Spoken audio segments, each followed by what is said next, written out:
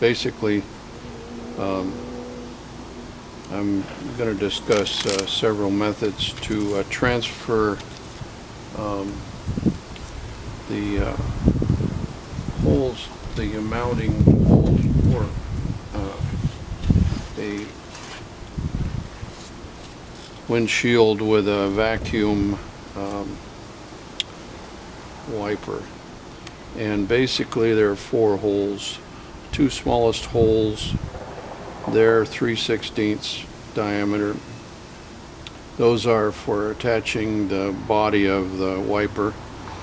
There's a hole between the 2 of them that's a little larger. It's a 1/4 inch diameter. That one is for the pull activation lever for the vacuum, the on-off. And then the largest one is a 3/8, and it's for the vacuum line. And the spacing or the placing of them, I think you'll find that these all 4 of these holes are on the same center line. And the reason for that, I think, is that it doesn't show it here because I don't have the hinge piece on this. When a little bit later, I'll pull the hinge piece up after I've shown the rubbing technique. But this largest hole closest to the center, that is pretty much placed so that it barely clears the window frame on the bottom side and the hinge at the top. And that's about as big a hole as you can drill in there without hitting one or the other part. They're all on a center line, and this of course would be the passengers or the driver's side looking forward in the placement. The reason I'm doing this is to cover drilling a replacement top for the windshield. An inquiry about where to place those. The diagrams that we see, Marco Tartaris had one, or made one, and it shows 3 different hole patterns after the manual wiper blade version, and those don't really give you an orientation. I think the important thing on this, and I doubt that that within a noticeable amount variation in placing is not going to make a hill of beans, but to get it exact or get it as precise as possible, replacing the old hinge assembly that's probably corroded out or missing with a new hinge piece, and setting it up for the wipers, or changing to install a set of vacuum wipers makes sense. I'm not addressing the issue with electric motors. I haven't delved into that.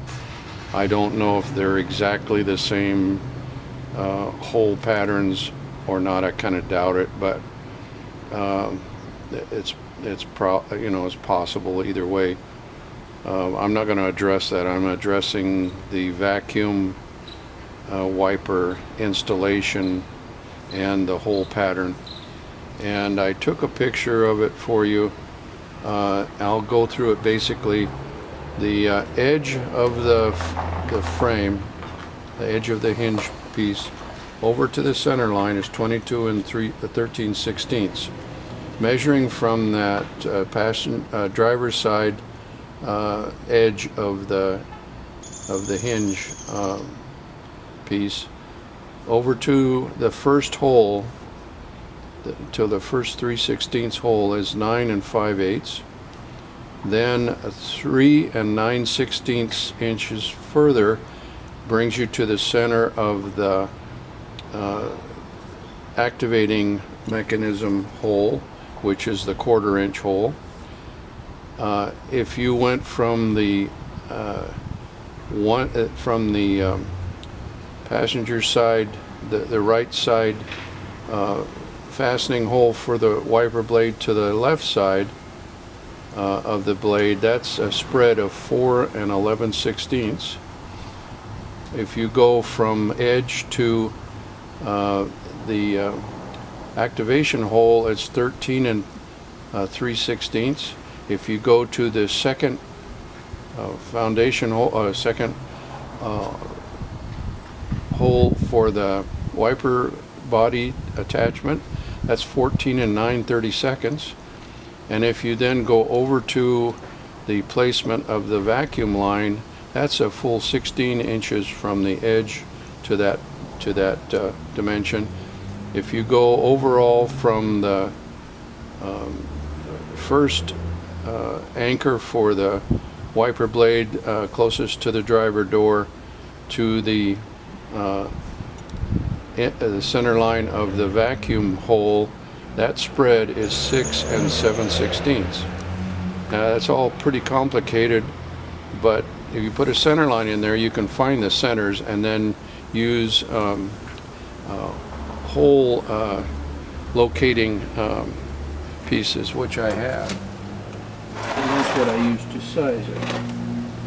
And those hole pieces, here's the 1/4 inch, and you might notice it's tool steel and it's got a very sharp point on it that will center in the hole, center that.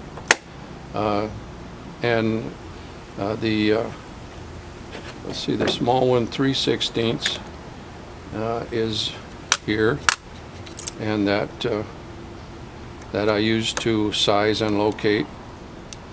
And the last one, 3/8, shouldn't be that big a deal. I think it's this one here. Okay, and that's what those are. It's a nice set to have and use, and make your life simpler.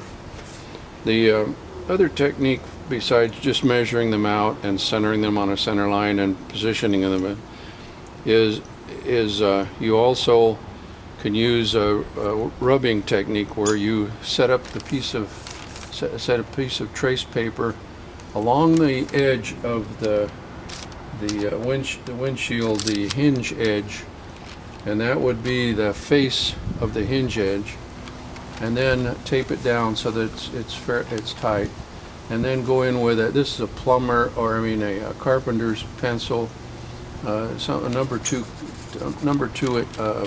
pencil will work, and then you just gently rub over it, and then come back and outline the edges of the hole. That'll give you the same pattern, and you verify using both methods. Or someone gives you that pattern, that tracing, then your job is to transfer that to the face of your replacement hinge piece, or converting your hinge piece from a manual to the vacuum line setup, and that should do it for you. I don't think it's a totally impossible task. It would be nice to transfer it to a piece of metal, sheet metal or something, the hole pattern, drill the holes in that sheet metal piece and have it so that the holes you could push the holes up next to the edge of the hinge bracket and position the holes, remembering that the vacuum line hole, the one closest to the center, that's the large hole, and it has to fit between the hinge and the windshield groove, and it shouldn't chew into either one of those. And it is the 3/8 size. So those are the kind of the ballpark of this thing, and I think that should give you enough. I'll take some pictures of an actual vacuum unit, undisturbed, I think, from when it was put on, and you'll notice that the screws to fasten it are round head screws that fit in those two smallest holes, and the screw itself is really short. It's I doubt it's a 1/4 inch. I think it's probably under a 1/4 inch length, the screw shaft. Here's a device, or here's a index that I would pass on to you. This came from Ron Rood's estate, and he I don't think he wore it out, but he put some miles on it, and it gives you gauge sizes, and it gives you fine thread and coarser thread.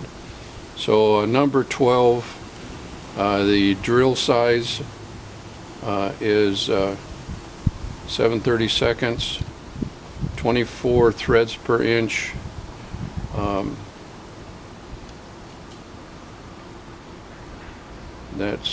That's national coarse.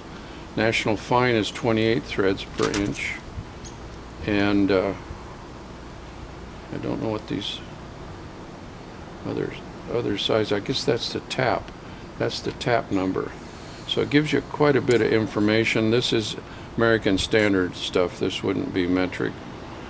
But boy, that's handy to size stuff. If you can't find it and you don't have a parts list and the ability to convert it and get the screw sizes. So that'll help you with that. And of course, a drill index is not a bad thing to have either. So that's the quick and dirty here, and I hope it made some sense.